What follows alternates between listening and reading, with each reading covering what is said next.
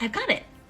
Let me ask you a question. How many epiphanies do you have in your day-to-day life, especially ones that maybe you needed therapy to go through? This is an issue I commonly see with developing writers as they are putting together their stories. So if you don't know me already, hi, my name's Nicole. I'm the founder of Let's Fucking Write and a writing coach.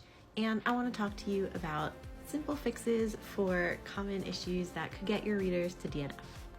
Transitions can be tricky when you're writing between scenes, but you don't want them to happen too fast.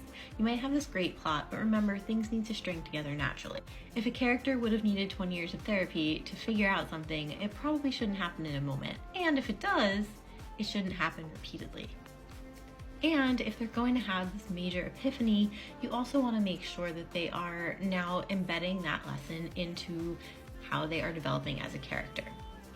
How I saw this play out was basically in a coming-of-age fantasy story in some ways, and basically the character kept realizing things about herself. She was building her self-esteem as she would go along. The problem was these epiphanies were happening in really unrealistic moments, and they were happening a little too fast, and there were too many of them, which, okay, one layer that you've got to get past. But then the second issue is that she would then go back to being unsure, and in real life, yes, sometimes growth is not linear, but as the story went, she was supposed to be the kind of badass, but she was just so unsure of herself.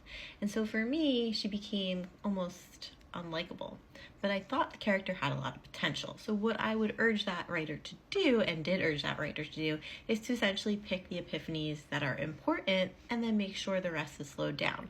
Then think about the balance between questioning yourself and becoming this completely self-doubting character who is unable to commit to action, especially in an action-driven story. So if you find yourself having those same experiences, again, just go through and look at what are my really important turns of events? What are my really important character development moments? Hone in on those, let them build, use that for suspense, and then cut the rest. It's okay to kill your ducklings. If you want to write with me, you can always check me out at Let's Fucking Write. See you for part 3.